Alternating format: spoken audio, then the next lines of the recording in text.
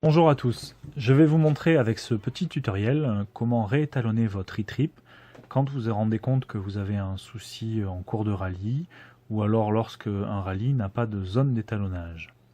Voilà, il y a quelques précautions à prendre.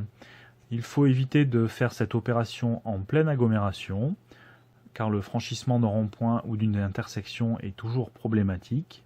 Prendre aussi soin d'avoir une zone qui fasse 5 km environ, à plus ou moins de 2 km, donc on a quand même de la marge. Il est préférable de renouveler plusieurs fois l'opération plutôt que de s'étalonner sur une grande distance. Par exemple, 10-12 km, c'est quand même beaucoup trop. L'idéal étant de le faire sur une portion, une petite route, voire même pendant une spéciale, car c'est dans cette partie du rallye où les organisateurs prennent le plus le soin de mesurer les distances.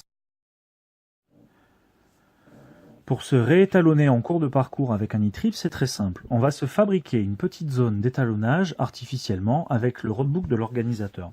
On va donc prendre deux cases du roadbook qui ne sont pas forcément consécutives, mais l'essentiel c'est qu'elles soient espacées de environ 5 km à plus ou moins 2 km, ça laisse quand même pas mal de choix. Sur le roadbook que vous avez sous les yeux, on a choisi deux cases, la case numéro 8 et la case numéro 10.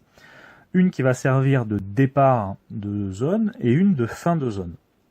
Vous allez voir, c'est très simple. Quand vous arrivez en voiture au croisement de la case numéro 8, vous remettez le kilométrage partiel à 0. Et quand vous arrivez à l'intersection qui est notée dans la case numéro 10, vous gelez l'écran et je vais vous montrer maintenant comment on fait avec l'e-trip pour vous réétalonner. Nous sommes donc maintenant arrivés à la fameuse case numéro 10 du roadbook, à l'intersection, et nous avons gelé l'écran. La technique que je vais vous montrer va utiliser le kilométrage partiel pour vous réétalonner. Regardez bien comment ça marche. Le début de la zone était à 6 km 30. La fin de la zone est à 9 km 80. Par conséquent, votre zone d'étalonnage fait 9,80 moins 6,30, 3 km 50. Or, notre appareil nous indique 3 km 94. Nous allons donc nous réétalonner.